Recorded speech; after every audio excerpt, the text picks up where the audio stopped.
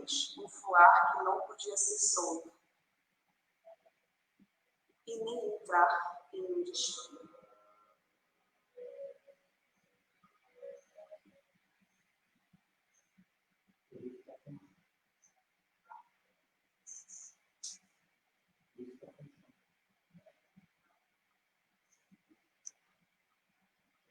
Olá, pessoal. Boa noite a todas e todos. Estamos iniciando mais um Conexão EPT Brasil e hoje nós vamos falar sobre produtos educacionais para educação profissional e tecnológica antirracista.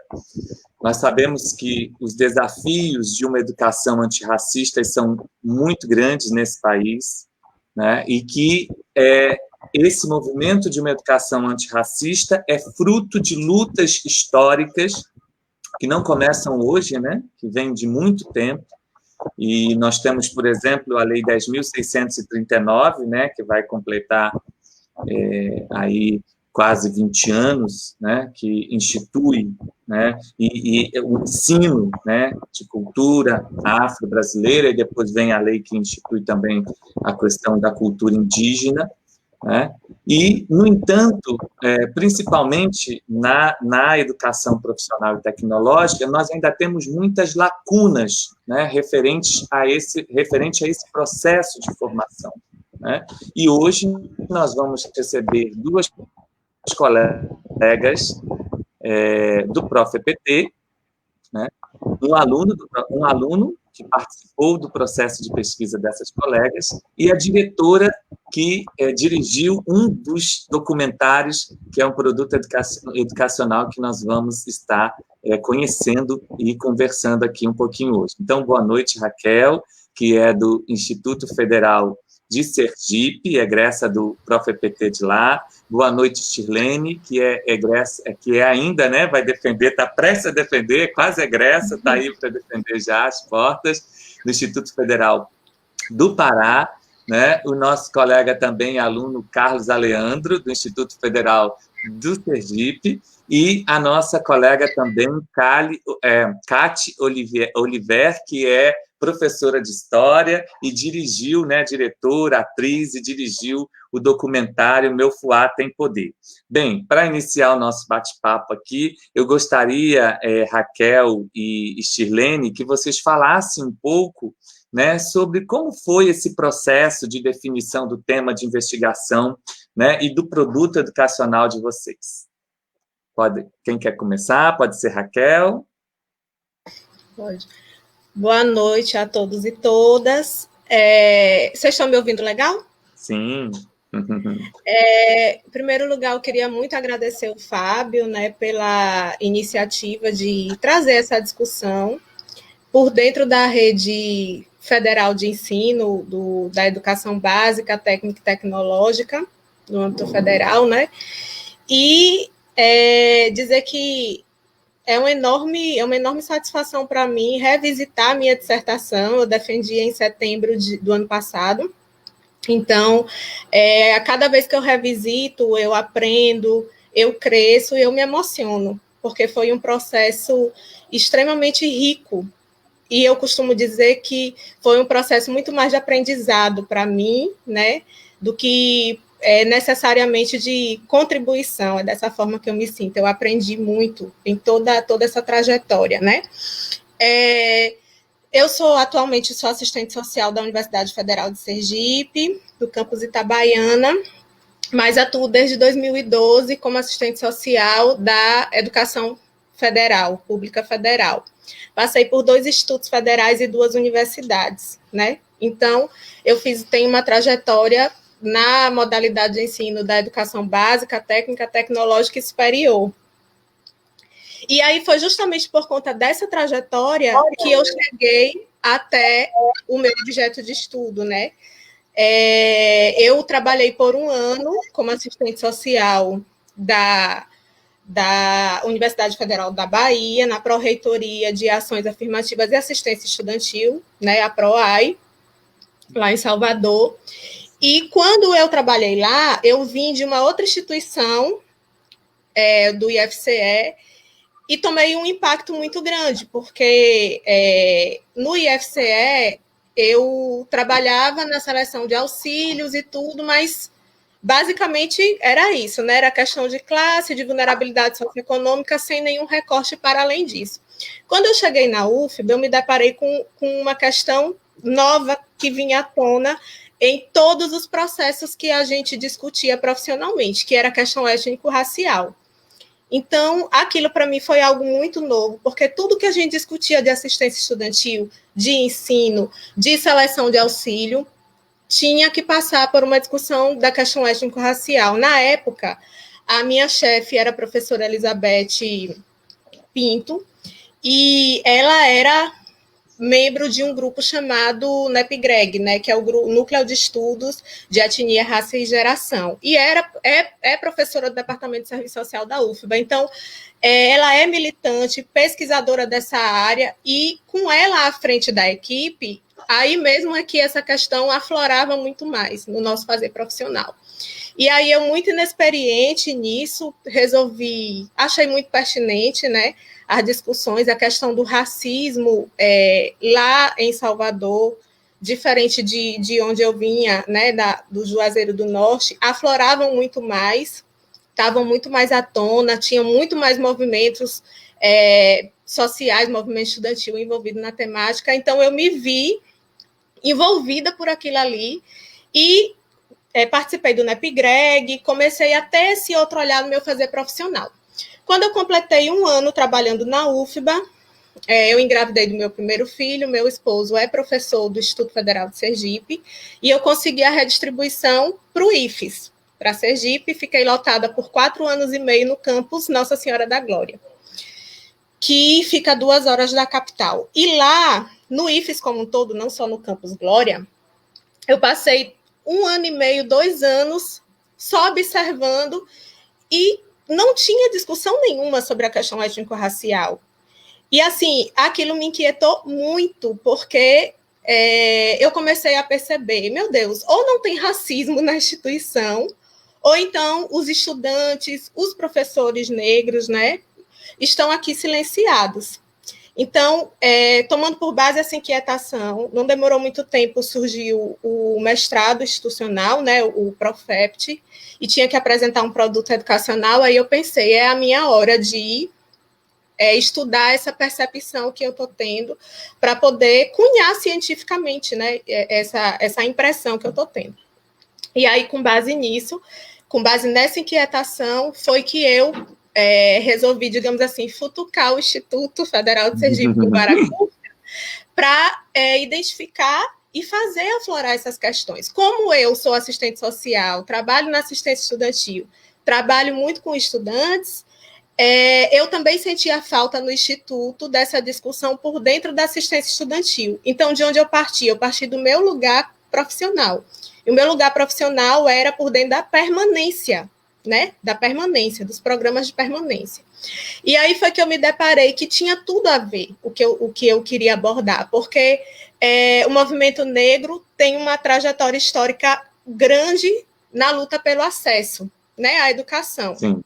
E aí, com a expansão do ensino público federal, na era do PT, sobretudo, né, do Reúne, etc., a gente viu, de certo modo, e com a vigência da lei das cotas, de certo modo, o acesso ser resolvido, né, entre aspas.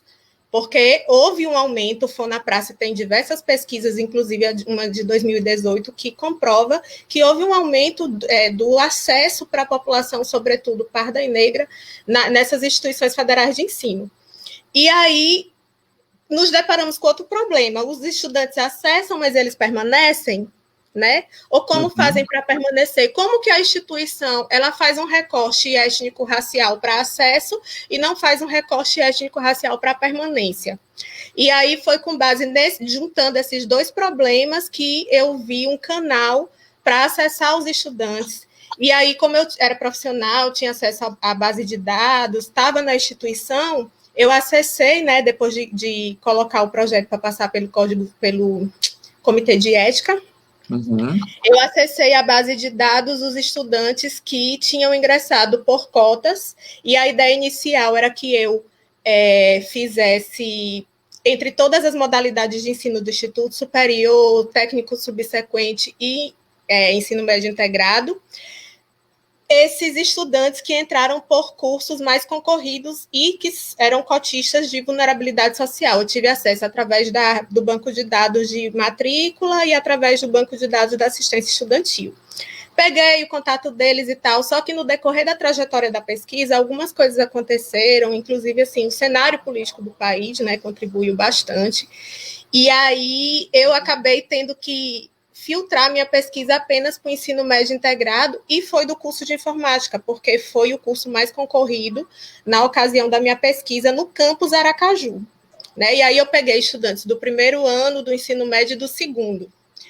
E no total foram 4 estudantes que toparam participar. Eles eram menores de idade, então teve todo o trâmite e convencimento junto aos pais, foram muitos desafios, né? Porque tratar de um tema desse é tratar de algo muito caro e de algo que toca profundamente, né? Vários aspectos do ser humano, sobretudo os aspectos psicológicos, emocionais. Então, assim, colocar adolescentes e jovens de frente a isso, óbvio que preocupava os pais, né? Sim. E aí a gente teve todo esse trabalho, que era algo que eu não previ na minha pesquisa, sabe assim, quando a gente vai escrever o pré-projeto, a gente não percebe essas minúcias, mas quando a gente vai construindo a pesquisa, a gente se depara com essas questões. Foi bem desafiador, mas foi muito legal, porque assim, a gente teve a oportunidade de trabalhar o aspecto formativo também da temática com eles, né? Eu fiz um roteiro, a minha ideia era aplicar um questionário e aplicar de maneira descontraída e filmar. A minha ideia inicial de leiga, né? Sem fundamentação técnica nenhuma para elaboração do documentário. E aí foi quando eu fui buscar para a construção do documentário um aparato técnico e conheci. A vida colocou no meu caminho o coletivo Sala de Reboco, que é um coletivo que ele foi desfeito depois da gravação do documentário, mas eles fizeram alguns curtas aí, o mais conhecido é Na Sala do Parto, que fala sobre violência obstétrica. E aí eles construíram esse documentário comigo, toparam, e a primeira coisa que eles disseram, olha, dessa forma não vai dar para tocar. A gente vai ter que mudar a abordagem. Eu tive que revisitar toda a minha metodologia. A gente utilizou as entrevistas narrativas, que foi uma metodologia que eu encontrei no livro da Isanete Souza, que é uma professora do IFBA, que escreveu a tese de doutorado dela sobre isso, no currículo do curso de informática também, acho que foi IFBA ou IFBaiano, eu não me lembro. E ela trata sobre permanência. Na ocasião, foi um dos poucos livros sobre permanência estudantil que eu encontrei para educação básica, técnica e tecnológica. E a abordagem que a gente fez foi de entrevistas narrativas. A gente pensou 12 temáticas para serem aplicadas em 10 encontros que a gente fez. Foram 3 meses de gravação do documentário, aproximadamente, e usamos várias dinâmicas. A gente botava artes para eles interpretarem, né, artes de pintores negros, a gente botava documentário, a gente botava curta-metragem, a gente botou eles para escrever cartas, né? E revisitamos o período anterior ao IFES escolar para poder chegar a fase deles no IFES, para a gente poder fazer aflorar, mas de maneira muito natural, de maneira menos dolorosa possível, essa questão do racismo na instituição. E aí a dissertação acabou sendo ampliada, porque a sugestão da banca foi que praticamente eu fizesse um diagnóstico do Instituto sobre a temática, então eu tive que fazer uma avaliação dos PPCs no que se refere à temática dentro dessa lei, né, que você citou, do currículo de História e da África no ensino médio. E aí, os 6 cursos integrados que tem no campus Aracaju, eu tive que fazer esse levantamento e me basear. Peguei todas as normativas institucionais de assistência estudantil que a instituição tinha, né, que basicamente são aquelas que tratam sobre permanência, e fiz uma avaliação política delas com base na metodologia de uma professora assistente social que a gente tem, da UFRJ, a Ivanete Boschetti. É uma análise qualitativa extremamente rica, e aí eu me baseei nessa perspectiva dela, fiz uma análise política, e cheguei à conclusão de que, assim, existe racismo na instituição, muito óbvio. O IFES não é um instituto de outro planeta. Embora exista um esforço institucional, ele existe um esforço institucional de contemplar, né, esse público, mas é um esforço ainda muito tímido. É um esforço muito genérico. É um esforço muito raso, principalmente teoricamente. Ou seja, você nota nos documentos que não existe clareza do que é racismo institucional, do que é preconceito, né? Do que é discriminação, que é algo que o Silvio Almeida trabalha muito bem, esses 3 conceitos, né? E que eu acredito que a Shirlene vai até falar melhor do que eu mais na frente, no documentário dela também. Não existe muito esse aprofundamento teórico, e óbvio que isso vai refletir nos documentos. Então, o IFES ele até tenta trabalhar documentalmente nas normativas, isso, mas de maneira muito tímida.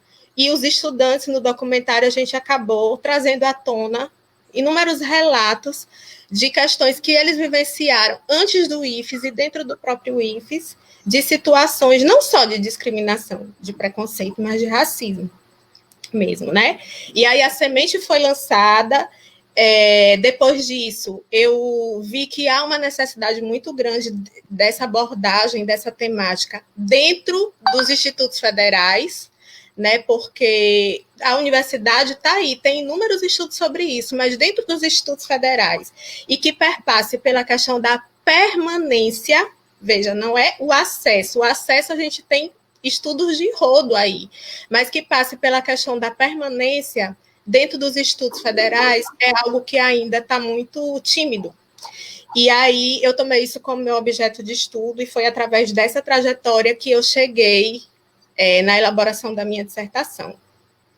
Excelente, Raquel, você tocou em pontos assim fundamentais, né? A gente fala nessa tríade, né, de acesso, permanência e êxito, né? Não basta apenas garantir o acesso. Esse acesso, é claro, precisa ser garantido, né?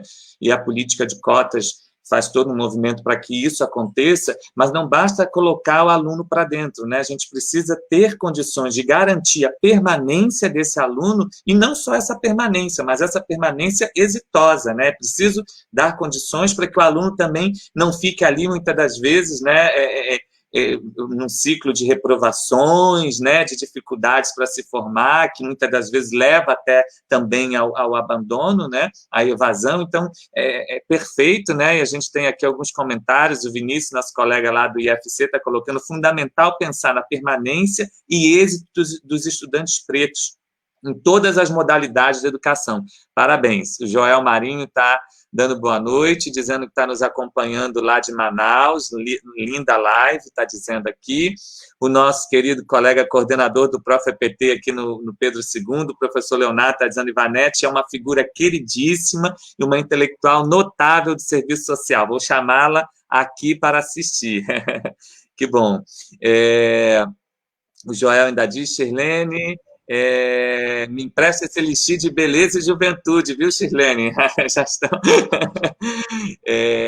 Então, Shirlene, eu vou pedir para você falar para a gente um pouquinho também sobre esse seu processo, né, de pesquisa, né? Como é que se deu esse processo, esse seu envolvimento com o ProfEPT, né, a definição do seu objeto de pesquisa, do seu produto. Fala para a gente um pouquinho como foi esse processo.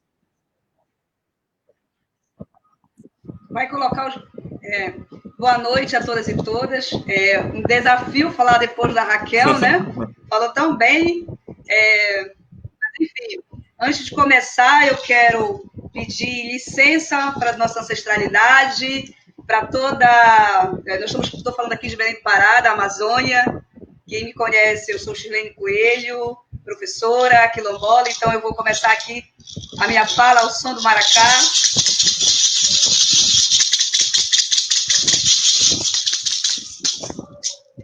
Então, como que começa o meu projeto de pesquisa? Meu projeto de pesquisa é intitulado Meu Fuá Tem Poder. Ele começa bem anterior. Eu fui estudante do IFPA, eu sou formada em design também, sou estudante do IFPA, na época que era Cefet. Em 2016, eu volto como professora substituta, até 2018, no ingresso do programa. E, Fábio, eu queria te perguntar, agora? pode colocar Pode os slides? Tá, então vamos colocar agora. Aí, vamos lá, um momentinho só. E a gente já coloca. Só um momentinho, por gentileza. A gente já vai aparecer aí para a gente.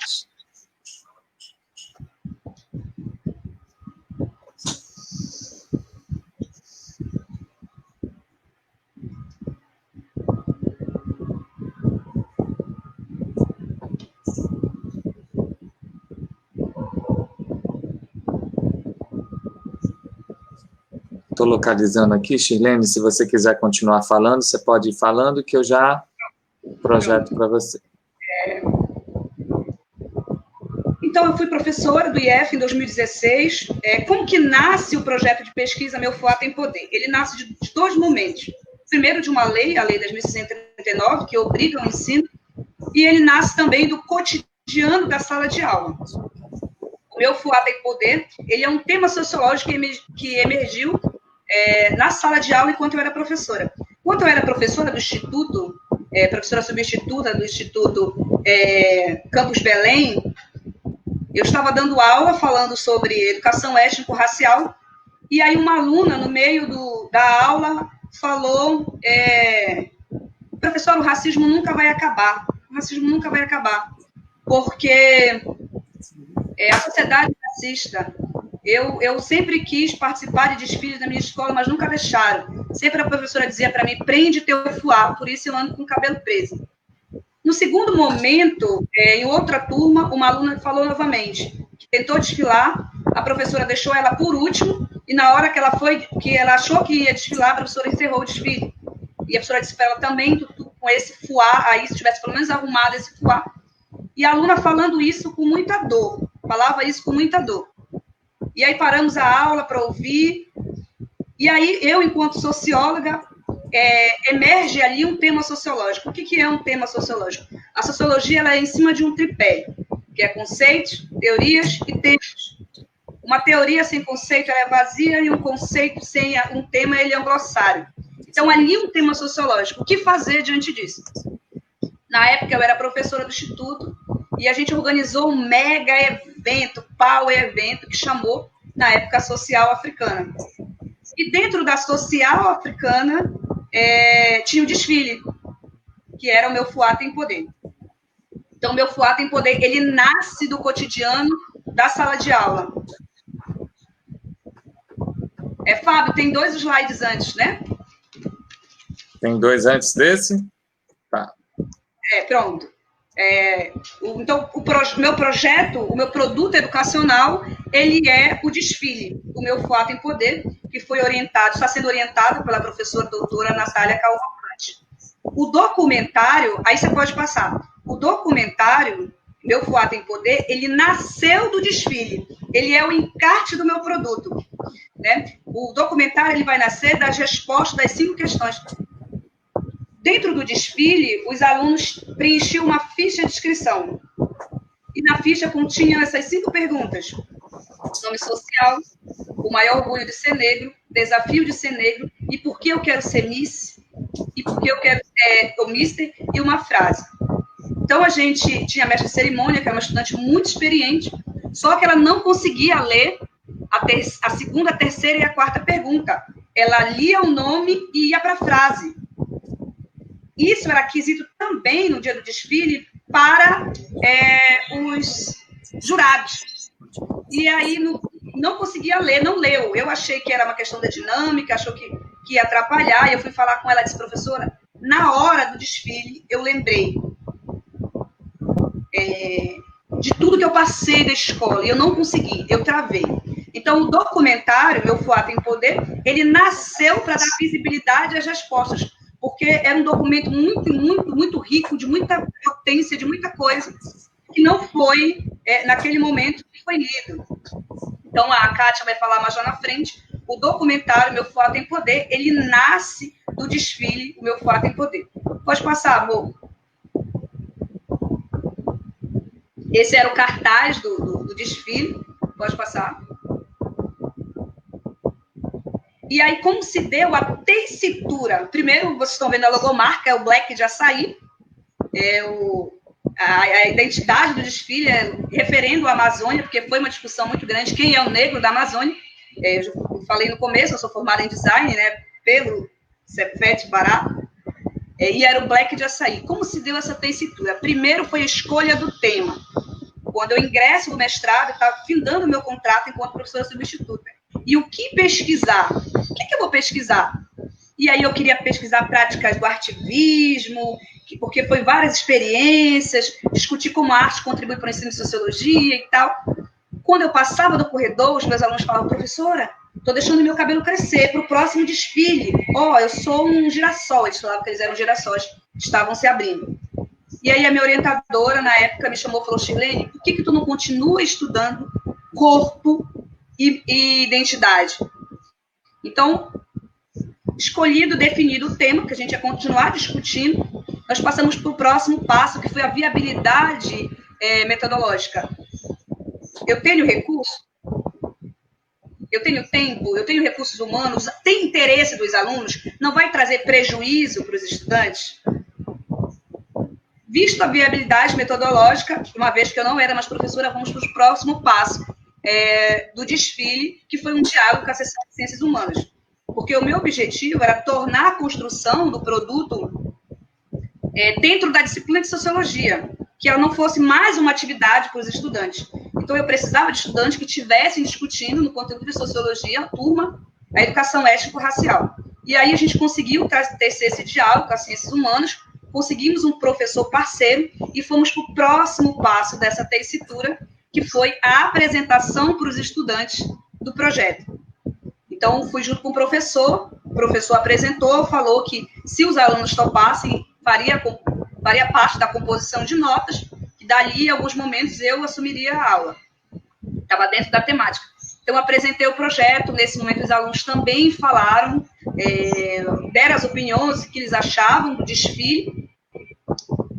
Fomos para o próximo passo, que foi um passo, viu, Raquel, bem na sua fala, no encontro dessa fala da dor, da escuta, né? Eu sou uma professora formada nos movimentos sociais, eu me teci enquanto professora no chão da sala de aula, já passei por todas as modalidades de ensino, mas umas que marcam a minha alma foi professora do movimento do Sem Terra. E lá a escuta ela é muito importante. E aí eu fiz essa escuta e os alunos começaram a falar sobre a memória deles e com relação ao tema, sobre o fuá.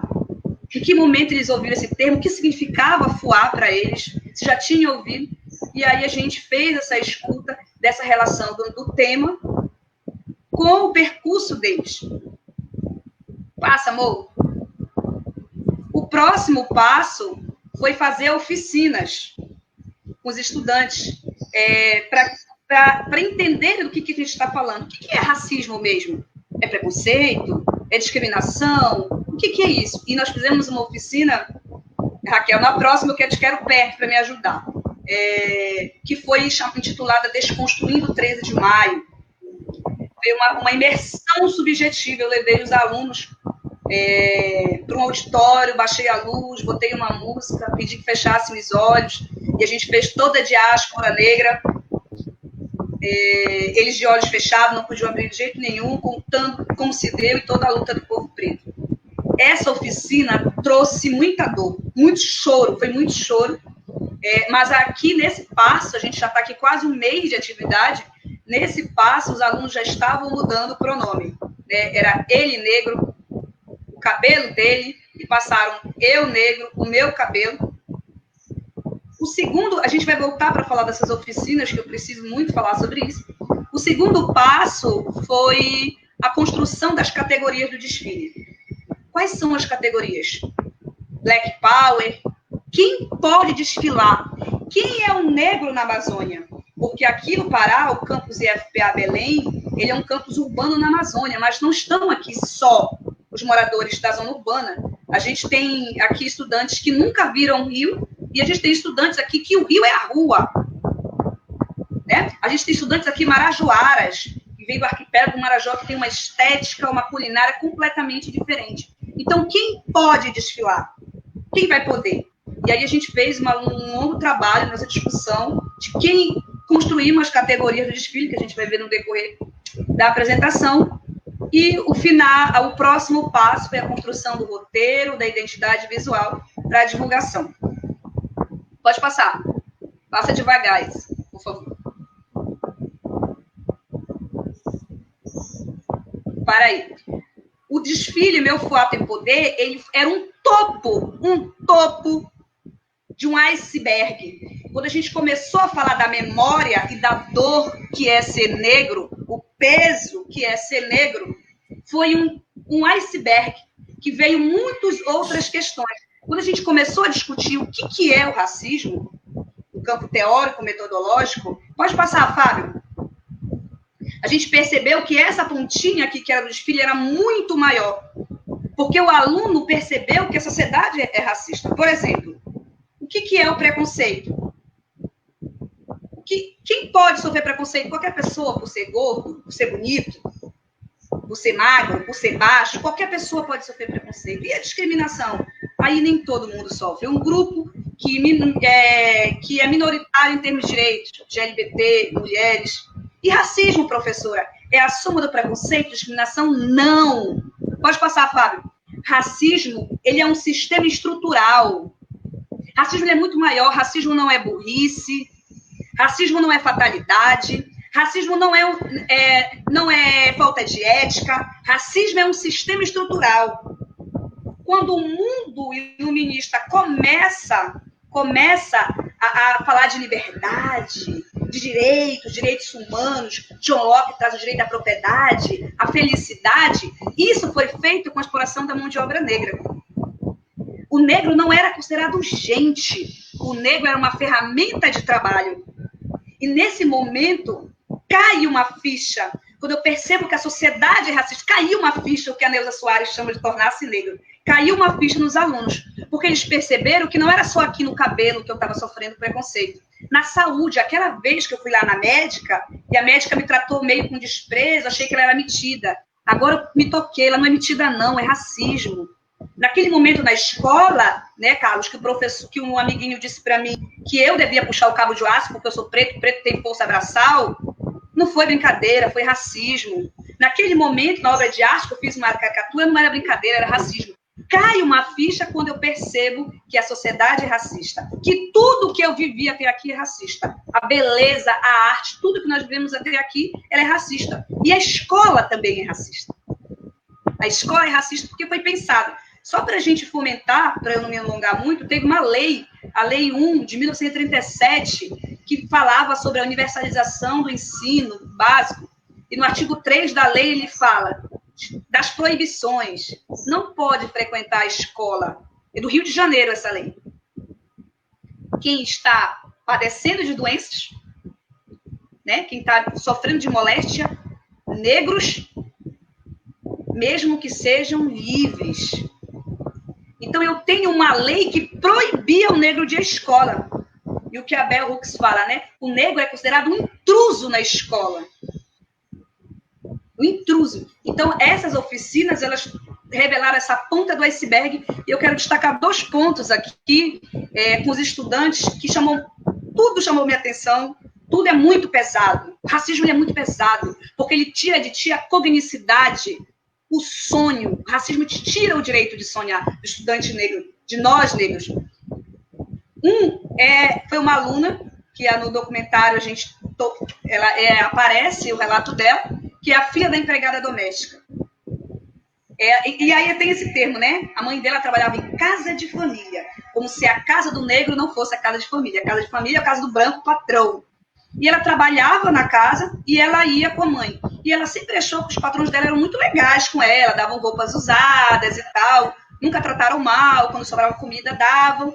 E até chegou o dia, né, que ela queria prestar vestibular.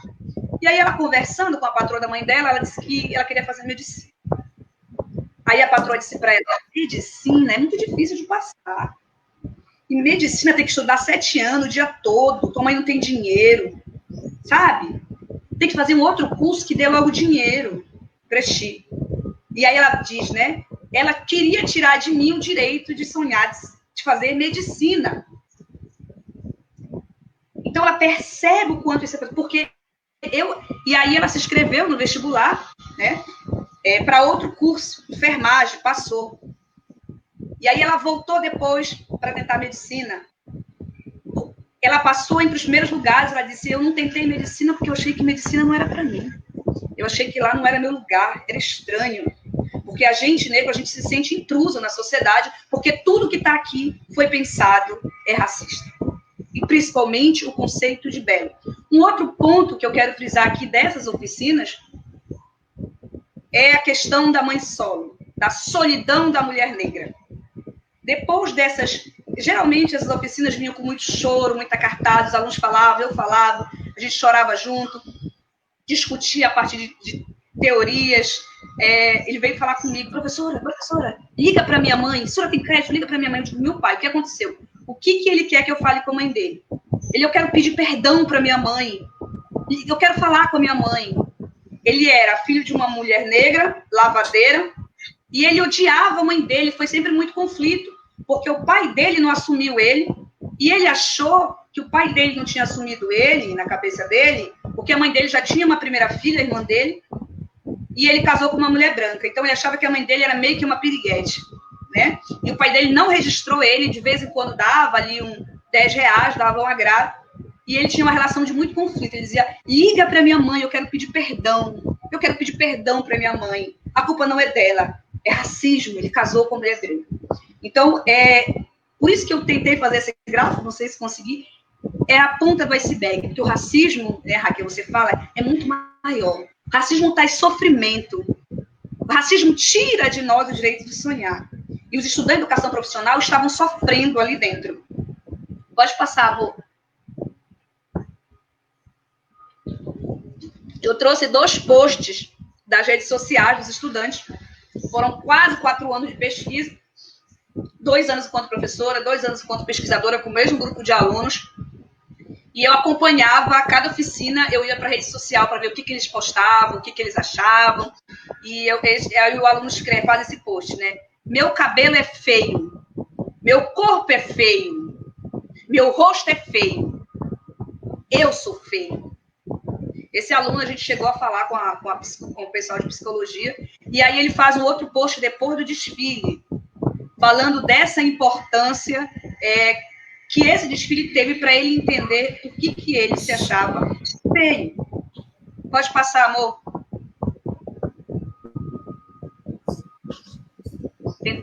Aqui são outros posts dos alunos. Esse post aqui é bem bacana, que é da tia de uma aluna, que ela fala que foi depois do desfile, foi a primeira vez que olharam o corpo dela que não fosse com desejo sexual.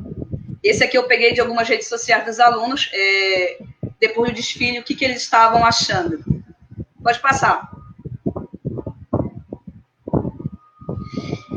E aí, a gente falando, o Meu Fuá Tem Poder, ela é uma prática antirracista, mas é importante a gente... o objetivo era ressignificar o conceito de beleza. E ela não é a primeira prática antirracista. A educação antirracista começa no século XIX, começa nos terreiros, no samba. Hoje a gente tem educação antirracista com as blogueiras, eu vou falar lá na frente.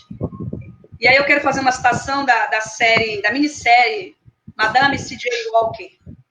Cabelo é beleza. Cabelo é emoção.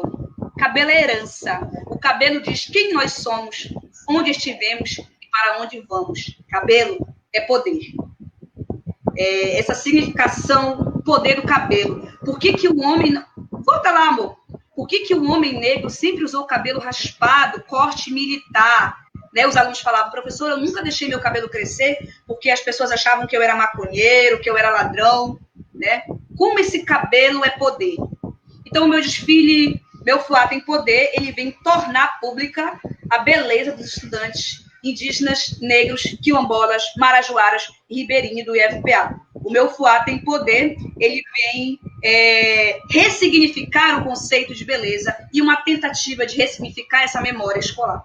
Pode passar, amor.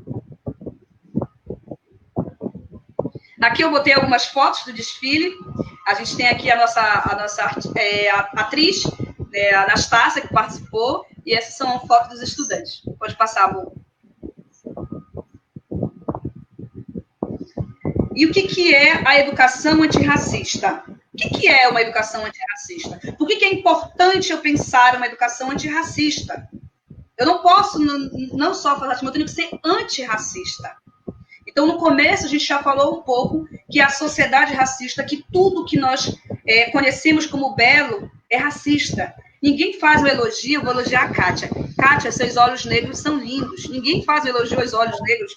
A gente fala, quando a gente fala em olho bonito, a gente acha que é verde, porque tudo que é bonito se aproxima do europeu e tudo que é feio se afasta, se aproxima do negro e do indígena. Então, é muito importante a gente pensar a educação antirracista. Eu trouxe aqui duas pessoas importantes, o Agostinho José Pereira, que era conhecido como Divino Mestre, e o Emeretério José, que no século XIX já fazia uma educação antirracista. Então, ele não é um tema contemporâneo.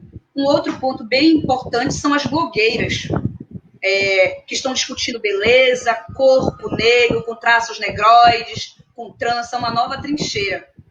Eu percebo que a questão do negro estão se aquilombando, e hoje nós estamos nos aquilombando de forma virtual. Então, pensar uma educação antirracista é pensar o cotidiano, o corpo e a beleza. E esse corpo de pé, não deitar, não caído no chão. Pode passar, amor. Mais foto do desfile. Pode passar.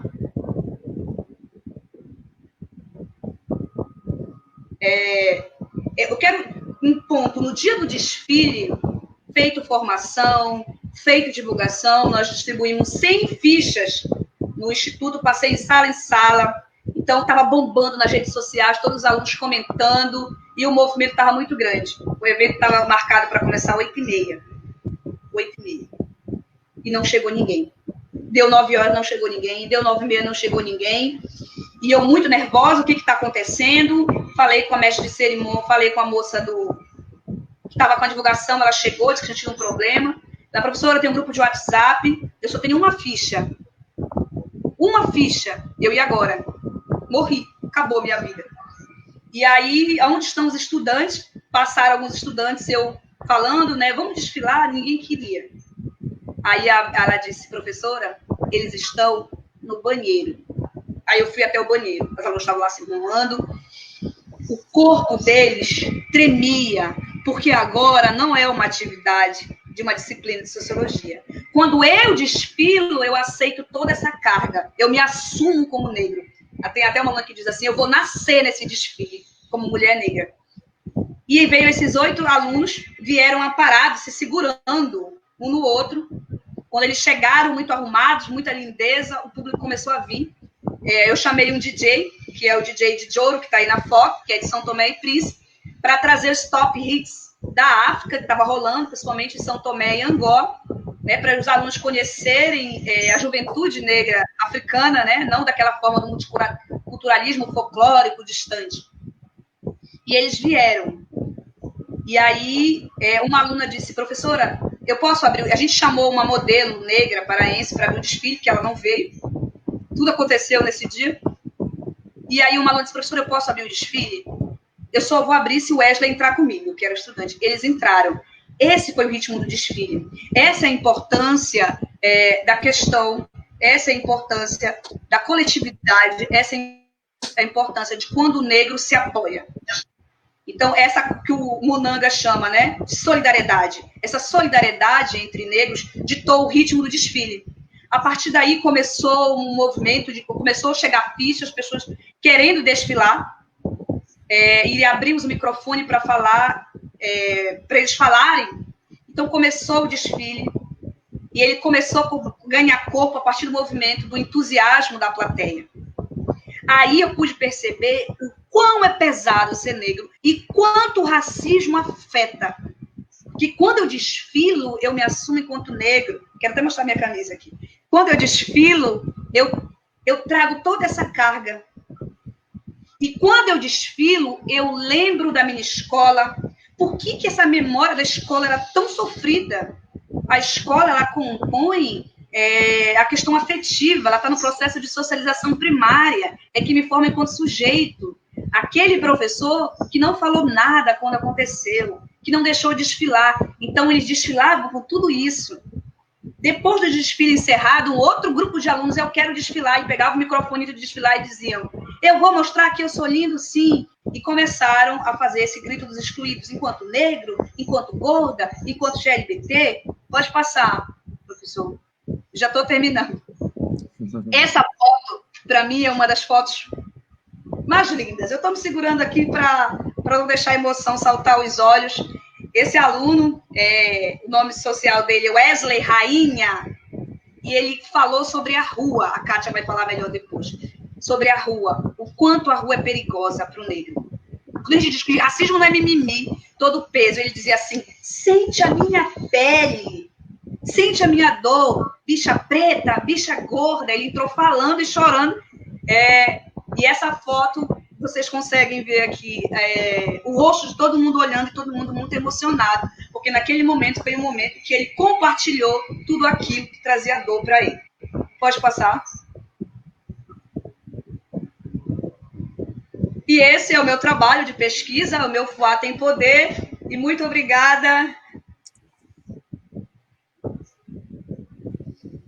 Nós que agradecemos, Shirlene, aí, pela sua exposição belíssima.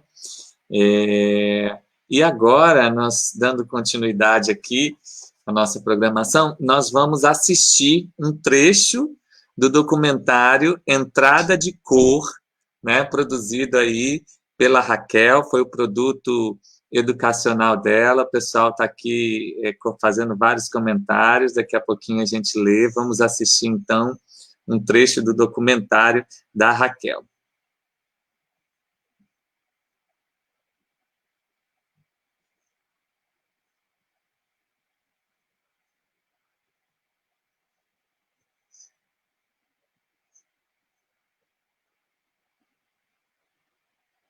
Vocês conseguem ouvir? O áudio está...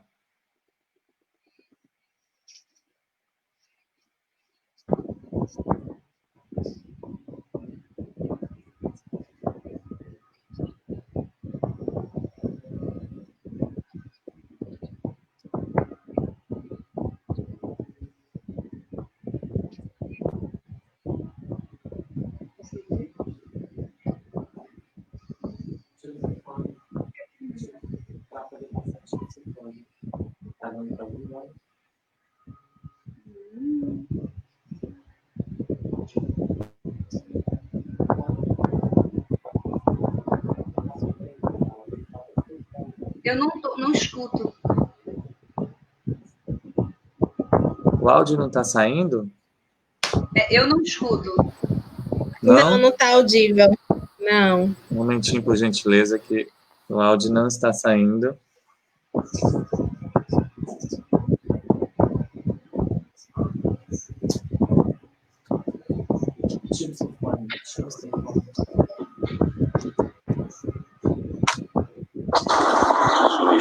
E agora? Os meus primos, minhas tias. Vamos ver aqui. Da primeira geração, que é a música Cidadão de Zé Ramalho, que ele fala sobre a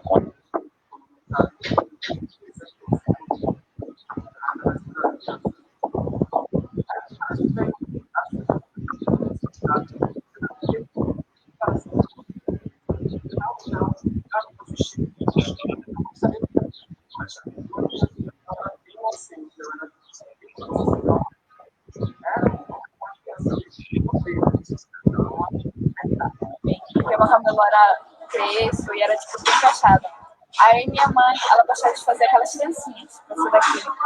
Ela fazia aquelas trancinhas, aqueles pacotes também. Eu achava incrível aquilo.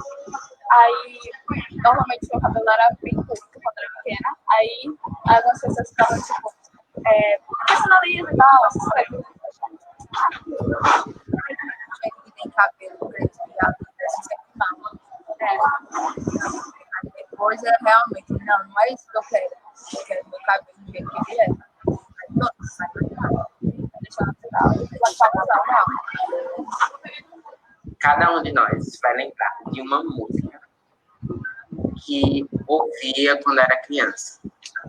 Ou que seu pai cantava para você, ou que sua mãe cantava para você. Ou que é uma música que está na sua infância. Você lembra dessa música, dessa canção? Eu acho que não lembro nenhuma da infância. Estava achando isso da música naquele momento.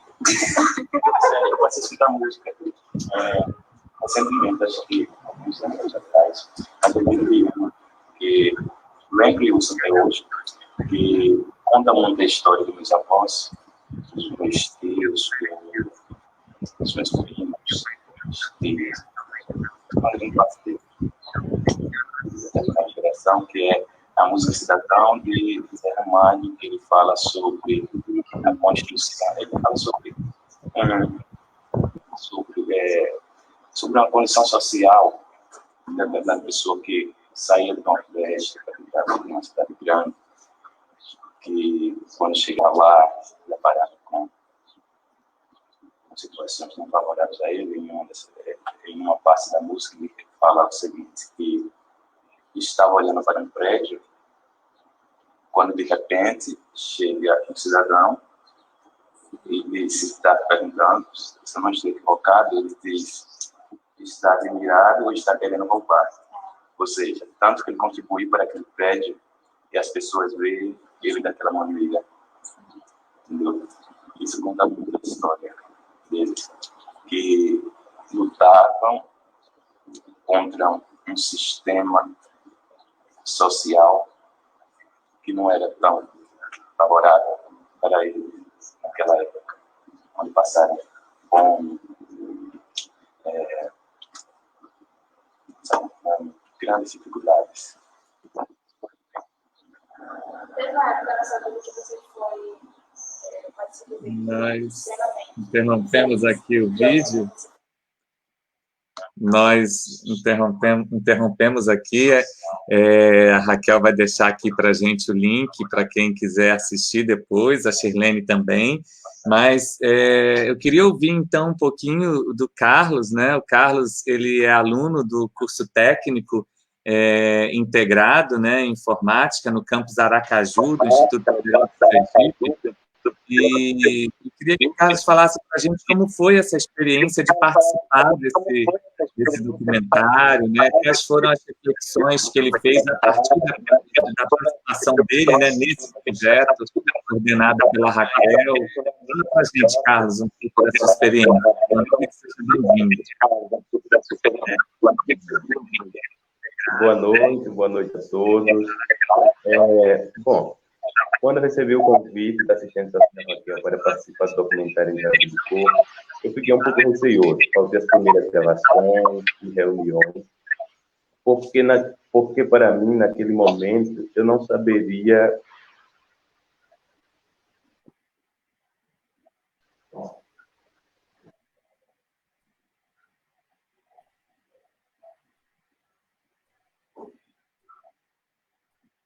O microfone está apagando. Não estou ouvindo ele.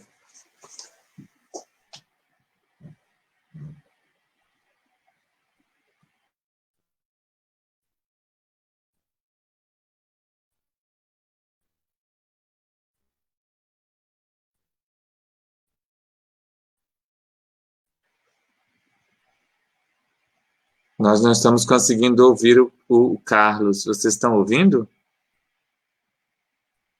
Não? Carlos, o seu microfone, a gente não está conseguindo ouvi-lo.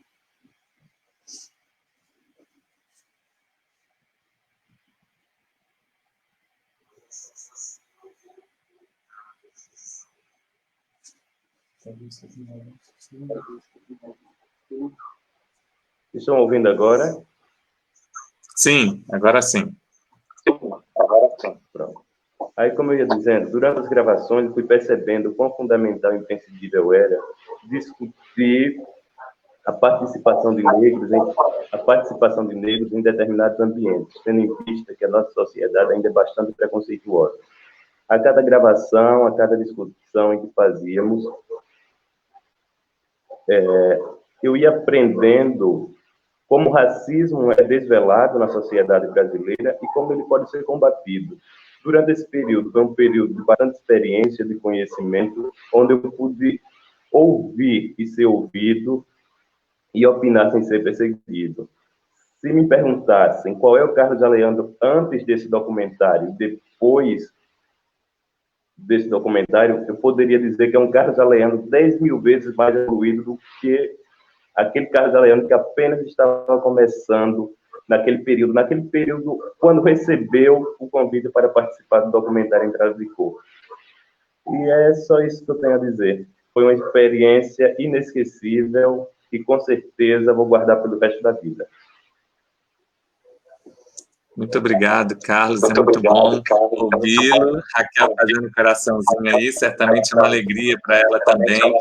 Fala para a gente, Raquel, um pouco assim de como você avalia, né? Então, assim, a repercussão, o impacto do seu trabalho para você, para a educação profissional e tecnológica no Brasil hoje.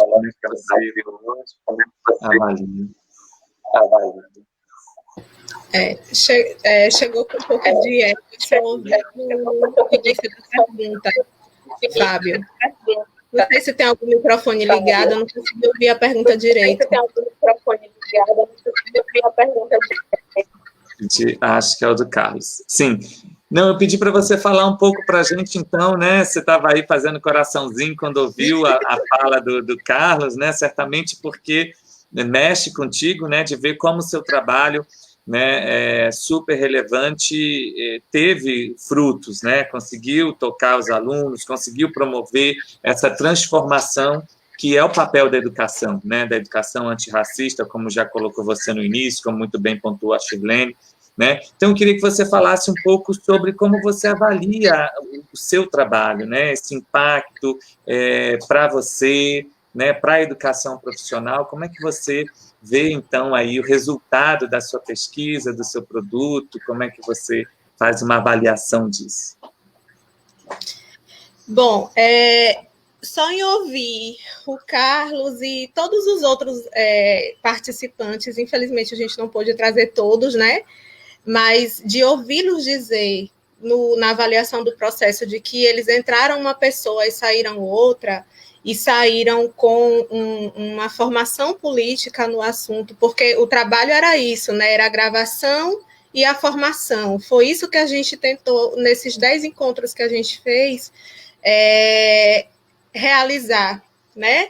Era a disputa ali de mentes e corações de pessoas que estavam sendo diretamente afetadas pelo racismo e estavam silenciadas. E foi essa constatação que a gente chegou. Inicialmente, eu cheguei no Instituto e desenvolvi um trabalho com o pessoal do meu campus, que era Desperte o Quilombo que há em você, levando-os para visitar um quilombo no sertão. E, a partir dali, eu já vi que ali era o meu lugar, era a minha temática de estudo. E eu comecei a perceber já a partir dali, daquela intervenção antes do mestrado, de que já surtia efeito essa discussão no Instituto. Porque depois daquilo ali, as semanas de consciência negra, por exemplo, que nem sequer eram tocadas ou eram no máximo discutidas por disciplinas isoladas, passaram a virar atividades no mês de novembro, né?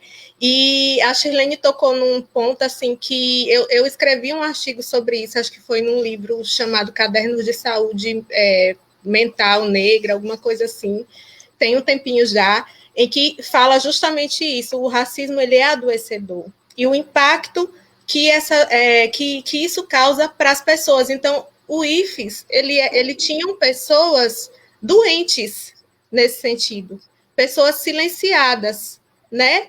Óbvio que só com o meu produto eu não posso dizer que houve uma grande transformação, mas com certeza já se pode notar, porque você já consegue perceber essas discussões aparecendo, que antes não apareciam.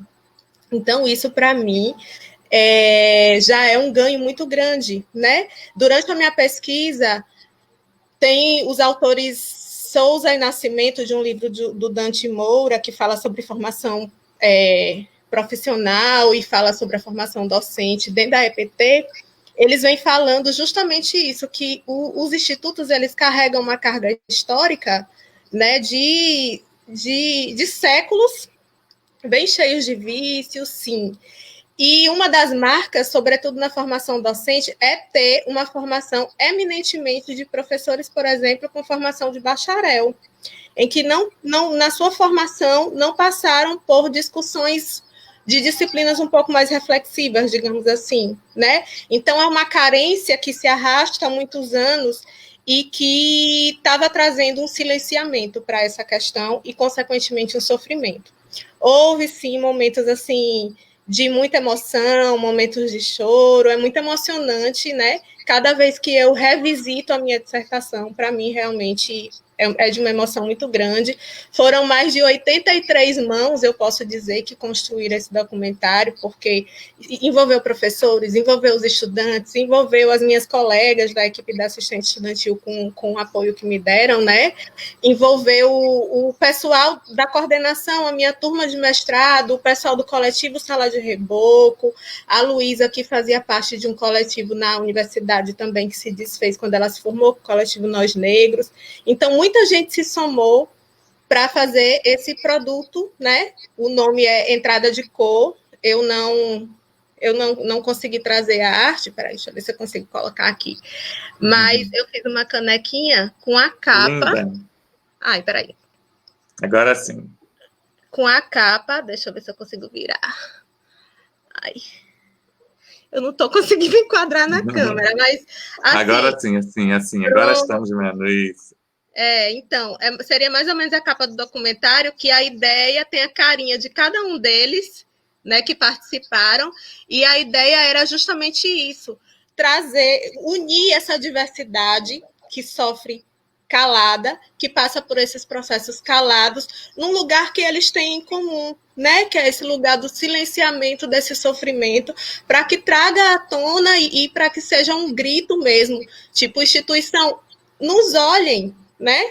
Nós precisamos não só acessar, nós precisamos permanecer, nós precisamos de um ensino, de um professor que tenha uma sensibilidade, um olhar para a gente, para que a gente tenha êxito também, porque êxito não é só nota. Se a pessoa não estiver com a cabeça bem, estiver com uma cabeça cheia de sofrimento, né, ela também não vai ter um bom desempenho. Então, foi trazer à tona, né, essas questões e, assim, urge as pessoas olharem para dentro dos institutos. Eu acho que quem tem que falar e pesquisar são os próprios institutos desse seu lugar, né? A universidade fala, mas não tem o mesmo impacto, não é a mesma coisa. Eu acho que quem tem que falar são os pesquisadores e os servidores de dentro do instituto mesmo, sobre essa temática, porque, principalmente, no que se refere à questão étnico-racial e permanência e êxito, acesso não, mas permanência e êxito se faz super necessário, né? A lei de cotas vai completar 20 anos, em 2022, vai passar por um processo de avaliação, né? E a gente tem que estar muito atenta a esse processo de avaliação aí que a lei de cotas vai passar, porque pode ser algo que nos dê uma rasteira e, ao invés de acrescentar direitos, retire. Então, é algo que a gente tem que atentar, e é um tema, sim, que a gente precisa militar, levantar a bandeira, né, e levar essa discussão para dentro de sala de aula, né, sobre a questão da identidade, porque não passa só pela questão do racismo. Eu acho que a questão da identidade aí, do se reconhecer, né, do enxergar a sua identidade pela ancestralidade também, é uma discussão que urge, né? É uma discussão, quer ser pardo no Brasil, quer ser negro no Brasil, quer ser preto no Brasil, e o que tudo isso, todas essas categorias têm a ver com a discussão étnico-racial, né? eu acho que são desafios que estão postos e que cabe a gente discutir com a juventude, né?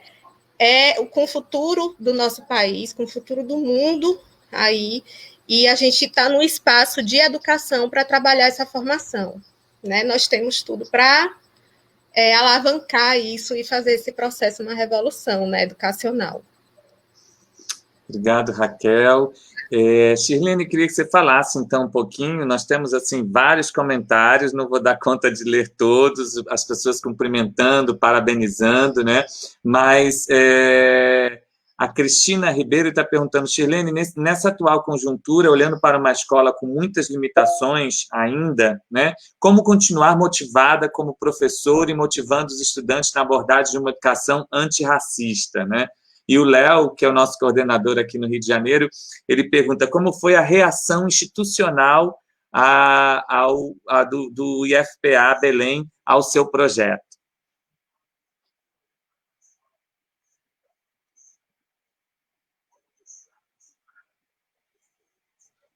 Eu vou começar respondendo a pergunta do Léo.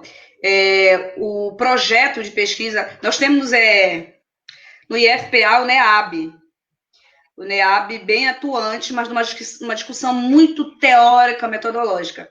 E na Semana da Consciência Negra, né, na semana do 20 de novembro, teve uma agenda toda de palestras, de músicas, no auditório central, voltado muito forte para essa discussão das cotas, da permanência.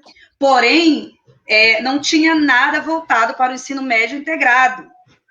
Durante todo o tempo que eu passei no IF, eu nunca vi uma ação do NEAB ali voltada para o público do ensino médio integrado. Todas as ações são pensadas, são abertas, mas elas são pensadas a partir da discussão do povo da graduação. Então, nós conseguimos articular com o NEAB para colocar o produto educacional dentro da agenda do NEAB como uma ação para o ensino médio integrado, e aí a gente traz essa discussão, que a gente precisa discutir isso com os estudantes do ensino médio integrado, porque eles também estão sofrendo, para além da discussão apenas teórico-metodológica, porque é um outro campo de luta, o corpo e a beleza, porque os estudantes trazem isso muito marcado, essa bandeira marcada no corpo dele. Cristina, é bem difícil se manter entusiasta, né? Houve muitos momentos desse projeto que eu chorei, que eu revisitei, que eu descobri experiência de racismo que eu tinha vivido também, não foi só os alunos que caiu a ficha. Em mim, em muitos momentos, quando a gente olha para a vida da gente e vê que tudo é racista, né? E aqui no Pará, a gente traz no corpo, no nosso corpo, além da questão negra, a questão indígena muito forte, né? Da pagelança cabocla. Isso é muito pesado. E uma coisa bem importante foi essa reivindicação dos alunos do IFPA pela identidade indígena. E é muito difícil, é muito complicado, é muito doloroso no contexto político que a gente vive, no contexto essa discussão, até eu conseguir provar que o meu projeto fazia sentido, porque parecia que ia discutir beleza, Shirlene, cabelo, parecia algo muito menor, parecia que não tinha o rigor científico, validade científica, parecia que o meu trabalho era muito menor. Então, foi bem difícil isso, mas a luta não para, e ela não para nunca. E essa importância de sermos solidários. Até hoje, os alunos ainda falam, eu acompanho os alunos dando esse feedback. Próximo que a Raquel falou, o Belfoat tem poder e desperta esse debate sobre a discussão do corpo e da beleza com relação à cognicidade. Porque quando eu disse para o meu aluno que ele não podia desfilar, que o cabelo não era bonito, na escola eu disse que ele não é inteligente, que ele não pode, que aqui não é lugar dele. Então, discutir essa questão da beleza, da estética, com a relação da cognicidade, porque eu faço com que o aluno se sinta incapaz, que aquela escola não é lugar para ele, que é ele que tem que se adaptar. Não é, ele é sujeito de direito. A inclusão diz, é a escola que tem que se adaptar ao aluno. Então, Cristina, esse movimento ele é bem difícil, ele é bem complicado, é sofrido, mas vai com dor mesmo. E o que me faz motivar, continuar, é ver os relatos dos meus alunos, é pensar na minha filha, é pensar nos meus amigos, é pensar em mim enquanto mulher, enquanto professora, enquanto esse meu lugar de fala. E isso me mantém viva, é isso que me faz querer continuar pesquisando, querer continuar estudando, é tornar público esse sofrimento e chamar a atenção para que a escola se repense. Que a escola repense as suas práticas, e principalmente as práticas de sociabilidade. Obrigado, Shirlene. Nós vamos assistir agora o trailer do Meu Fuá Tem Poder, tá? Vamos rapidinho.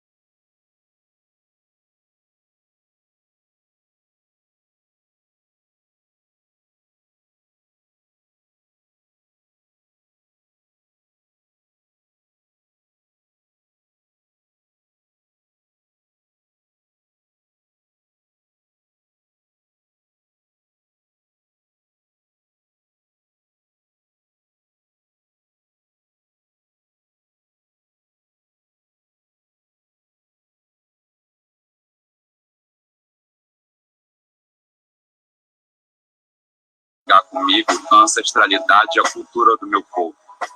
Ser afro-indígena, afro-amazônico, power quilombola é a minha raiz. É a oportunidade de mostrar nossa beleza quando decidimos ser quem somos, corpos, LGBTs e pretos. Por isso eu não me calo diante dessa sociedade racista. Eu quero nascer nesse destino. Como mulher, como negra, como povo. Estar nesta instituição, para mim, é abrir caminhos, perspectivas para minha mãe, por mim e por todas as outras mulheres pretas que virão.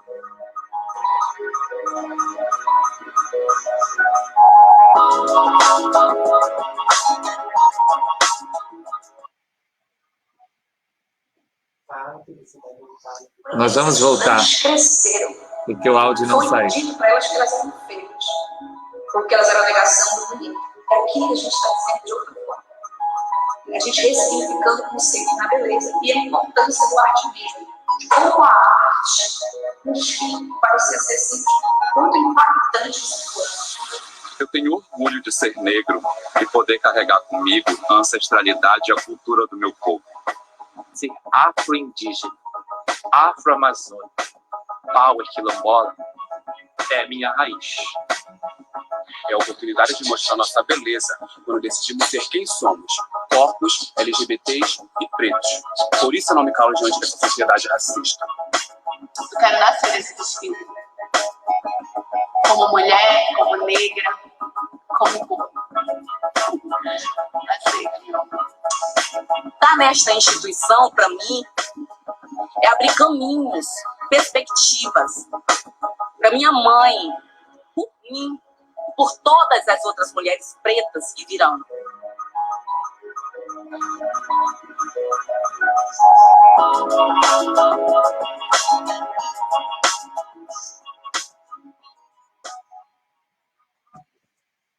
Excelente. Quero... infelizmente, a gente teve uns probleminhas técnicos aí com a questão da projeção, mas acabamos tendo que repetir. Peço desculpas aí, porque a gente fica fazendo tudo aqui. Então, eu queria pedir agora a Cate, né, que foi a diretora, né? A Cate, ela é atriz, como eu já disse, professora de história, né? E foi ela que dirigiu esse belíssimo documentário. Então, Cate, fala para a gente como é que foi fazer parte de um projeto tão bacana, né, tão potente como esse. Como é que foi essa produção? Fala para a gente um pouco desse processo. Boa noite a todas e todos. Então, esse projeto, eu sempre digo que ele acaba fazendo parte da minha vida, porque eu já desenvolvo outros projetos também, onde a gente busca debater o combate ao racismo, né? Nas escolas e principalmente no teatro também. E fazer esse trabalho, ele parte da dor dessas pessoas, porque foi um projeto que a gente percebe que ser negro para esses alunos não é algo fácil, né? Por isso também iria ser difícil trabalhar com esses alunos sem a presença de uma psicóloga. Iria ser muito complicado fazer esse trabalho com eles, assim como foi trabalhar com os atores. A gente, quando resolveu, depois que eu sentei com a Shirlene, e aí ela me passou toda a situação do que a gente iria trabalhar, eu comecei a repensar esse processo partindo do principal ponto, que seria pensar na estética do oprimido. E essa estética sendo desmistificada. Ou seja, a gente precisava trabalhar corpos e corpos que não podem mais ser colonizados. E aí, a gente trabalhou corpos e também trabalhou lugares.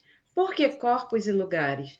Porque esses corpos, a partir do momento que a gente fala sobre essa não mais colonização, a gente precisaria trabalhar quem de fato são essas pessoas negras aqui em Belém do Pará. E aí a gente traz para esse documentário 5 pessoas para a gente pensar. Um afro-religioso, a gente traz uma mulher trans, a gente traz um ator que representou ali os indígenas, a gente traz uma mulher gorda e a gente traz uma outra mulher negra de pele mais clara. Por que a gente foi trazer essas pessoas? Porque essas pessoas elas vão falar para a gente o que é sofrer esse racismo. O racismo dentro da religião, o racismo na escola, o racismo em casa e o racismo na universidade. E um outro lugar, que é o racismo na rua. Quando a gente fala desses lugares, e aí é muito interessante pensar, e aí tudo que eu pensei eu fui colocando para a Shirlene, porque não foi só a arte, mas a arte junto à história e junto à antropologia. O que a gente pensou? A praia, a mata, a praça, a escola e a universidade. Por quê? Porque quando a gente pensa a praia, a gente está falando de povos estrangeiros que vieram não como convidados para o Brasil, mas vieram como escravos, eles vieram de forma obrigatória. Quando a gente fala da mata, a gente está falando das fugas, a gente está falando da relação dos povos indígenas, junto com os povos negros. E aí a gente vai ter a formação dos quilombos. Quando a gente fala da praça, a gente está falando de um lugar que se diz ser livre e aberto para todos, mas a gente sabe que não é. A gente sabe que durante muito tempo foi proibido ali. Uma das proibições que a gente vai ter é a própria presença dos capoeiras, como até hoje a gente tem. Em Belém do Pará, por exemplo, a gente tem a proibição do carimbó, mesmo se fazendo presente numa resistência, mas que ainda passa como algo proibido. Quando eu falo da escola, eu estou falando das piadas que até hoje ainda estão presentes, piadas que professores fazem dentro da sala de aula. E essas piadas ainda são legitimadas. E quando eu falo da universidade, eu estou falando do processo do empoderamento, da presença desse jovem que passa por todo um sofrimento para conseguir chegar até ali. Então, a gente pensou em relacionar corpos e lugares. E esses lugares parte de um princípio de uma encruzilhada. Quando a gente pensa nas escolhas, será que quando eu trouxe, por exemplo, a presença de uma mulher trans negra periférica para esse trabalho, será que essa mulher ela tem a mesma escolha que eu tive? Será que ela tem esse privilégio? Não. Então, foi importante pensar a trajetória de cada ser humano ali dentro. E essa trajetória estava relacionada com a fala e com a escrita de cada aluno. Então, o objetivo desses atores ali mais do que representar, foi fazer um trabalho simbólico mostrando a dor desses alunos e mostrando para nós que somos professoras e professores a nossa responsabilidade, seja na educação tecnológica, seja na educação básica, a gente ainda precisa continuar debatendo, porque essa população está sofrendo, essa população se mata todos os dias, essa população tem na sua religiosidade a proibição. Quando eu tenho, por exemplo, um irmão de santo negro de pele escura que sai com um turbante na cabeça, ele passa por piadas, ele passa por um processo de intolerância religiosa, que eu não vou passar, porque eu tenho a pele clara.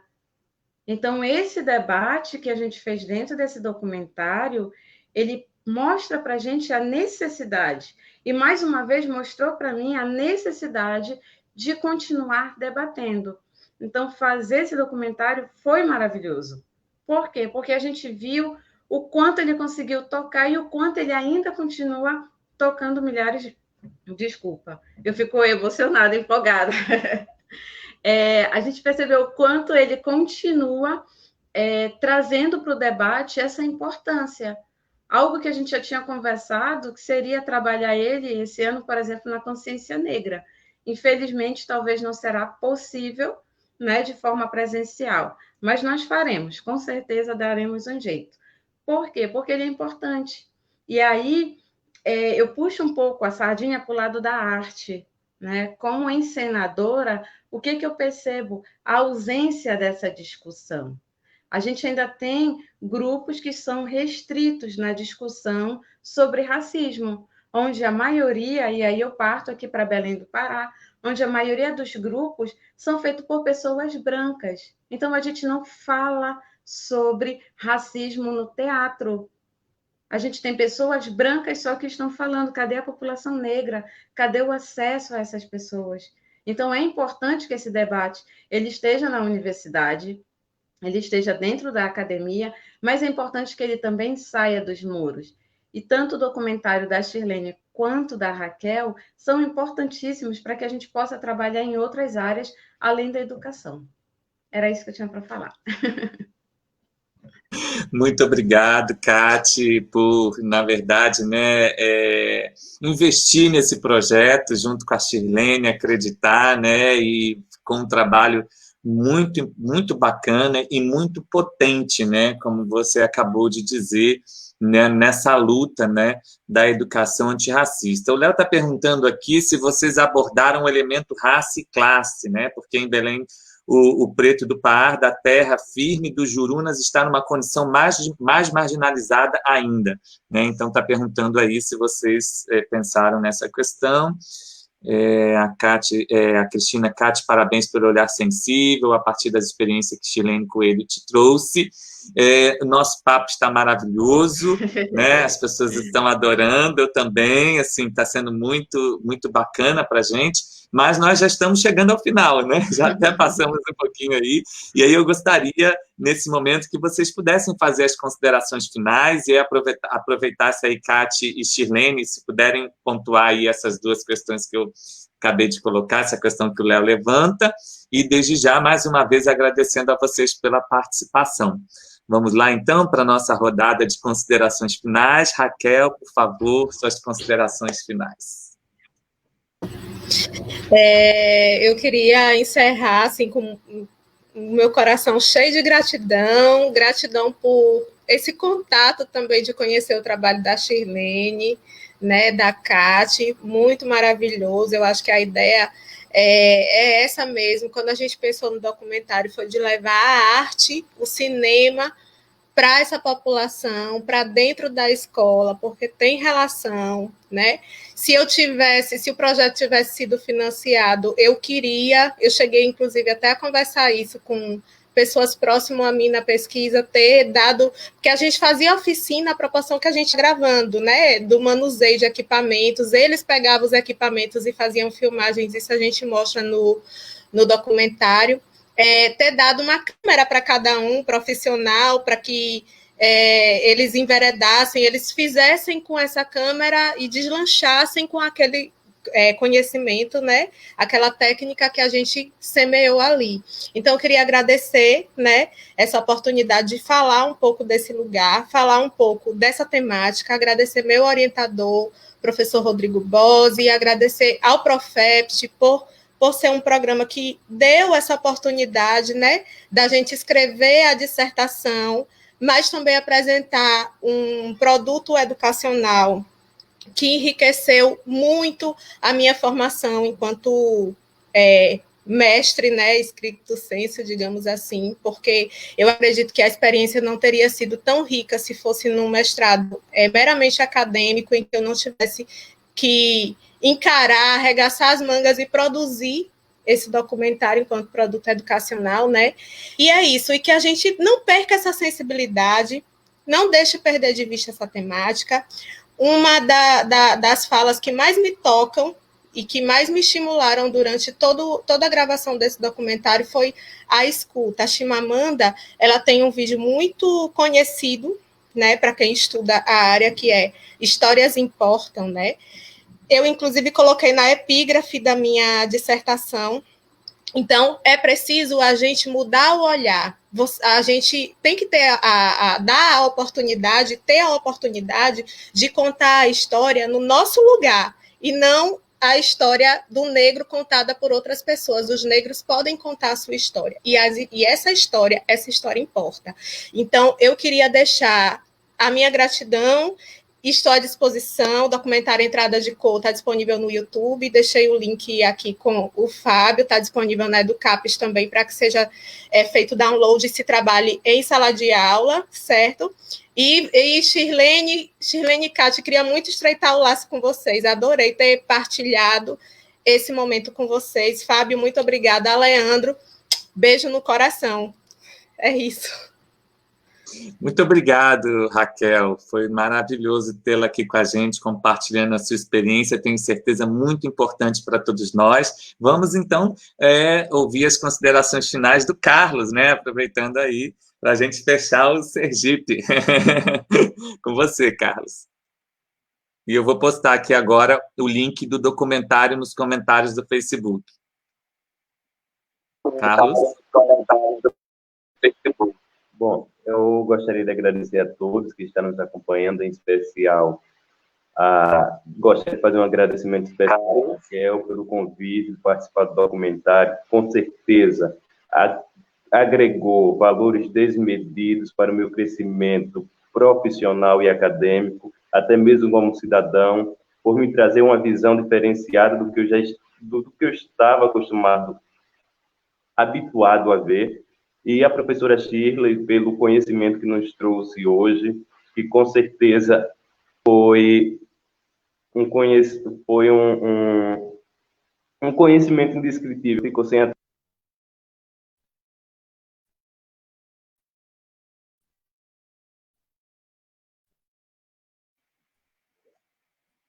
Acho que falhou aí o áudio do Carlos.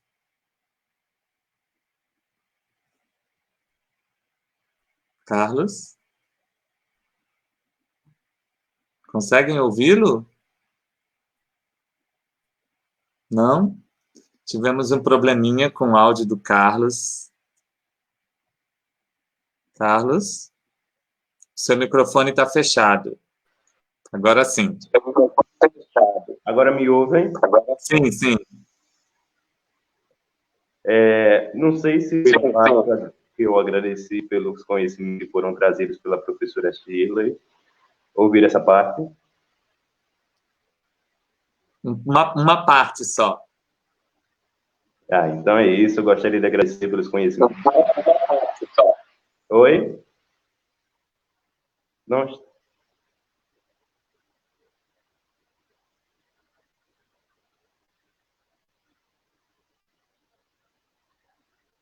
Pronto, só isso, então. São os meus agradecimentos a todos os participantes dessa live. Nós que agradecemos por tê-lo aqui conosco, por ter aceitado o convite. Infelizmente, a outra colega que participaria também, aluna do IFPA, ela teve problemas técnicos e não pôde participar, mas certamente numa outra oportunidade, quem sabe a gente terá vai tê-la conosco aqui. Bem, Shirlene, suas considerações finais. Professor, tentando responder a pergunta do professor Leandro, nós não fizemos a questão do raça e cor por bairro, a gente tentou mostrar isso no documentário, a rua, periferias, encruzilhadas. No desfile, a gente trabalhou com a autodeclaração, como os alunos se viam, né, negros, tanto que até na hora do desfile, viu, professor? Tinha aluno que me perguntava, professor, eu sou negra, eu posso desfilar? Eu sou negra. Um amigo meu aqui do programa falou, eu me tornei negro, né? Porque a gente tinha esse movimento bem grande dentro do Instituto de falar do negro na terceira pessoa, porque quanto mais eu me afasto do negro, parece que mais eu me afastava do racismo. Então, a gente não pegou esses dados institucionais, a gente trabalhou no desfile com a ficha, com a autodeclaração. Primeiro, fazendo minhas considerações finais, eu quero agradecer, assim, muito, Fábio, a você por me chamar, né? Essa pandemia e tudo tem me deixou muito... Eu estou sofrendo também, né? Então, eu agradeço a você, Carol, Raquel, que é outra parceira nossa, né? Muito obrigada. Também meu coração cheio de alegria por estar aqui, por estar compartilhando. Carlos, eu não estava preparada para a tua fala, eu já estou querendo chorar aqui. Eu me conhece, eu sou demais chorona, eu estou aperreada, que o coração está aperreadinho. E eu quero fazer uma consideração final falando sobre a importância do Instituto Federal. Eu comecei a minha fala falando que eu fui aluna do IFPA, né? E estou aqui. Os alunos escrevem nas fichas que o ingresso no Instituto Federal, com todo o seu problema, com toda a sua carga técnica, da saudade da escola técnica, mas mesmo assim é uma possibilidade. Mesmo assim, o Instituto Federal do Pará, ele assume na vida desses estudantes uma possibilidade. O Instituto Federal do Pará, ele dá uma possibilidade para os filhos da classe trabalhadora. Talvez contar uma outra história. Não a história que o racismo escreveu, mas uma outra. A gente precisa muito discutir dentro do Instituto a questão do racismo, da permanência, viu, Raquel? Com êxito, mas o Instituto, ele dá essa possibilidade para os estudantes. Tanto o IFPA, aqui em Belém, ele é um marco na memória. Eu lembro, quando eu passei no IF, no Cefet, eu me tornei uma celebridade na minha família. Né? Eu sou a primeira pessoa da minha família, da minha comunidade toda, eu sou quilombola, eu sou a primeira a entrar na universidade, eu sou a primeira a formar, sou a primeira de um monte de coisa, eu virei uma celebridade, quase que eu dava autógrafo. Eu andava com a bata do IFPA, eu fazia design, eu andava com a bata, a pasta e tudo na costa. Sabe, eu queria mostrar para todo mundo. E os meus alunos, você falou do PAA, viu, professor? Os meus alunos usam o crachá do IF como escudo. Quando a polícia me para, eu mostro, eu sou estudante. Quando a milícia me para, eu mostro que eu sou estudante. Porque aí, dentro da periferia, o menino do IFPA, da UFPA, ele é estudante, não mexe com ele. Então, o IFPA, ele ocupa um espaço na memória dos estudantes e ele dá essa possibilidade do ingresso à universidade. No documentário, a Kátia, eu te amo. Foi muito maravilhoso, a gente pensou todas as fases e a gente fecha na universidade com essa encruzilhada, uma possibilidade. Então, o meu FUA tem poder, ele vem, eu também gosto muito da Chimamanda, tentar contar uma outra história, porque os alunos da educação profissional, eles conheceram uma única história, que é a história europeia. E a gente vem contar uma outra história. Uma história do povo que luta e que precisa se aquilombar. A gente precisa, nós pretos, sermos parceiros de outro preto. A gente precisa disso, a gente precisa acolher e ouvir nossos estudantes. Então, mais uma vez, assim, muito obrigada. Se eu falar mais, eu não vou aguentar. Assim, eu não estava preparada para falar do Carlos. Raquel, eu queria te dar um abraço. Fábio, assim, meu coração está em êxtase nesse momento de dividir com vocês o meu trabalho. E meu FUA tem poder. Tenha certeza que o nosso coração também está aqui, batendo forte com essa mesa tão bonita, com essa discussão tão rica aqui essa noite. Cate, por favor, também suas considerações finais. Mais uma vez, obrigado por tê-la aqui conosco. Eu gostaria de agradecer a você, Fábio, pelo espaço. Esse espaço ele é importantíssimo para a gente poder debater temas que são de suma importância na sociedade. Gostaria de agradecer, como já agradeci outras vezes, Shirlene, pelo trabalho, pela parceria. A gente continua numa parceria muito grande. Shirlene faz parte de um espaço que hoje eu administro, que é a Usina das Encaminháveis. Então, Shirlene está lá conosco, compartilhando e nos ajudando com os nossos trabalhos, na nossa luta de cada dia. Raquel, gostaria de dizer para você que estou aqui disponível, querendo conversar, vamos dialogar, as redes sociais estão aí para nos ajudar, tá? Carlos, muito obrigado por compartilhar o teu reconhecimento e a tua luta diária, porque eu sei o quanto é difícil também, né? A partir do momento em que você passa por esse processo de transição é dolorido, então acredito que não seja nada fácil, mas a gente está aqui, a gente está na luta por você, por outras pessoas que ainda vivem essa mesma situação. Gratidão às pessoas que assistiram a live, gratidão a esse espaço mais uma vez e a todos vocês. Muito obrigada. Nós que agradecemos mais uma vez a todas vocês e ao Carlos que participaram aqui com a gente, né, esse momento tão importante, né, de um tema tão relevante, como vocês muito bem colocaram, né, a gente vem de um processo histórico, de uma educação eurocentrada, né, que a gente precisa desconstruir, e que essa desconstrução ela é fruto de um processo de luta, né, histórica, que muito bem também colocou a Shirlene, não começa agora, né, mas que ganha mais visibilidade com vários dispositivos legais. A Raquel pontuou muito bem, vamos caminhando para 20 anos, né, da Lei 10.639, num momento político e histórico muito difícil, né, um momento de ataque, de ataques a tudo que foi construído, um momento de desconstrução, né, desconstrução de muitas políticas públicas, né, que foram construídas. Então, um momento de resistência, ter a produção de vocês, né, tanto a pesquisa quanto esse produto educacional é muito importante para a educação profissional e tecnológica, porque essa luta, como colocou a Raquel, né, eu faço parte do NEABI, do campus Nilópolis, né, do IFRJ, e a gente tem os NEABIs nos institutos federais, né, mas é um trabalho, né, uma luta que deve ser de todos, né, e não só das pessoas negras, né, mas as pessoas não negras também precisam estar engajadas nessa luta, né, nessa luta de enfrentamento, né, de combate, de combater e denunciar o racismo, né, reconhecendo, né, as pessoas não negras, primeiro os privilégios que nós temos dentro dessa estrutura, né, de uma sociedade marcada pelo racismo, e todos engajados nessa luta. Então, o trabalho de vocês é muito importante nesse movimento, nessa luta, né, na educação, na rede de educação profissional e tecnológica. Então, de verdade, eu estou muito emocionado e muito agradecido pela oportunidade de tê-las aqui conosco. Quero agradecer a todos que nos acompanharam, os nossos colegas, alunos do ProfEPT, mestres egressos, alguns familiares, minha tia Eliane, que está nos assistindo lá em São Paulo, professora também, da educação básica, a nossos professores do ProfEPT, o professor Léo, que é o nosso coordenador aqui do Pedro II, está sempre presente, a professora Ana Carolina participando aqui também com a gente nessa noite, a todos que nos deram a honra da sua audiência. O vídeo vai ficar disponível na página do Conexão EPT Brasil. Peço a quem ainda não curtiu, que não está seguindo a página, que siga, que curta, para que a gente possa fortalecer cada vez mais a educação profissional e tecnológica. Na semana que vem, nós teremos aqui uma mesa para falar de inclusão de pessoas cegas na EPT. E vamos contar com a participação de 3 pesquisadores cegos que foram, né?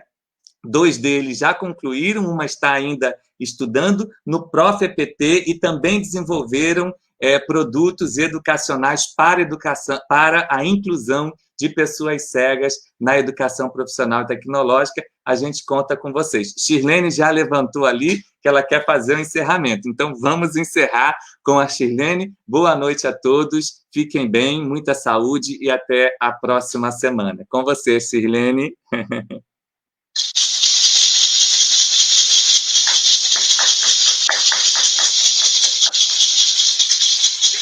Tchau, gente!